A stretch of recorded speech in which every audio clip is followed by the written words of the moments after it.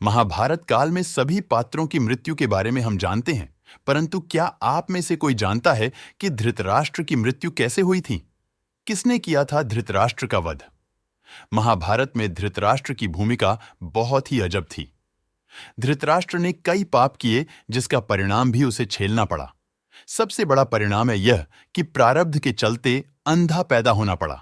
दरअसल धृतराष्ट्र ऋषि वेद व्यास के पुत्र थे। आप सोच रहे होंगे ऐसा कैसे? तो आओ जाने हैं धृतराष्ट्र के जन्म और मृत्यु की कहानी। उससे पहले अगर आप चैनल पर नए हैं तो चैनल को सब्सक्राइब करके वीडियो को लाइक अवश्य कर दें, क्योंकि आपका एक लाइक हमें बहुत ज्यादा मोटिवेट करता है। आप देख रहे हैं हिंदुत्व सुविचार। शांतनु और सत्यवती के पुत्र विचित्रवीर्य की दो पत्नियां अंबिका और अंबालिका थीं। दोनों को कोई पुत्र नहीं हो रहा था तो सत्यवती के पुत्र वेदव्यास की सहायता से पुत्रों को जन्म दिया। अंबिका से धृतराष्ट्र, अंबालिका से पांडु और दासी से विदुर का जन्म हुआ। अंबिका जब ऋषि वेदव्यास के सामने गई तो उनके तेज और रूप को देखकर उसने आंखें बंद कर ली, जिसके चलते उनका पुत्र अंधा पैदा हुआ। अंबालिका को बुखार जैसे आ गया तो उनका पुत्र पांडु रोग से ग्रसित पैदा हुआ। इस बीच जब दूसरी बार अंबिका को भेजा जाने था तो उसने अपनी जगह अपनी दासी को भेज दिया। दासी से विदुर का जन्म हुआ। तीनों ही ऋषि वेदव्यास की संतान थीं। इन्हीं तीन पुत्रों में से एक धृतराष्ट्र के यहां जब कोई पुत्र नहीं हुआ तो वेदव्यास की कृपा से ही 99 पुत्र और एक पुत्री का जन्म हुआ। धृतराष्ट्र जन्म से ही अंधे थे। उनका विवाह गांधार प्रदेश की राजकुमारी गांधारी से हुआ। कहते हैं कि गांधारी का विवाह भीष्म ने जबरदस्ती धृतराष्ट्र से करवाकर उसके संपूर्ण परिवार को बंधक बनाकर रखा था। गांधारी के लिए यह सबसे दुखदाई बात थी। गांधारी के लिए आंखों पर पट्टी बांधने का एक कारण यह भी था।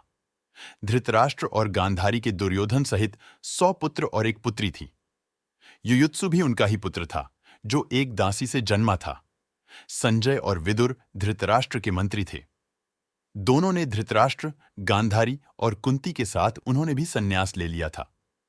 बाद में धृतराष्ट्र की मृत्यु के बाद वे हिमालय चले गए, जहां से वे फिर कभी नहीं लौटे। धृतराष्ट्र का दामाद जयद्रथ था, जिसका वध अर्जुन करते हैं। धृतराष्ट्र के अंधा होने के कारण राज्य के अयोग्य ठहरा और तब पांडु के प्रौढ़ होते ही पांडु को राज्य मिला। लेकिन पांडु एक श्राप के चलते राज्य छोड़कर अपनी पत्नी कुंती और माद्री के साथ जंगल चले गए, जहां उनकी मृत्यु हो गई। उस दौरान धृतराष्ट्र को ही भीष्म ने राजा नियुक्त कर शासन किया।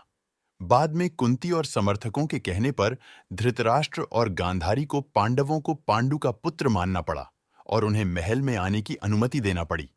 बस यही से महाभारत प्रारंभ होती है। महाभारत युद्ध के 15 वर्ष बाद धृतराष्ट्र, गांधारी, संजय और कुंती वन में चले जाते हैं। 3 साल बाद एक दिन धृतराष्ट्र गंगा में स्नान करने के लिए जाते हैं और उनके जाते ही जंगल में आग लग जाती है। वे सभी धृतराष्ट्र के पास आते हैं।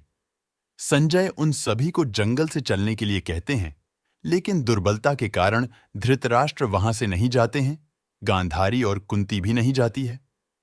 जब संजय अकेले ही उन्हें जंगल में छोड़ चले जाते हैं, तब तीनों लोग आग में झुलसकर मर जाते हैं। संजय उन्हें छोड़कर हिमालय की ओर प्रस्थान करते हैं, जहां वे एक सन्यासी की तरह रहते हैं। बाद नारद मुनि युधिष्ठिर को यह दुखद समाचार देते हैं।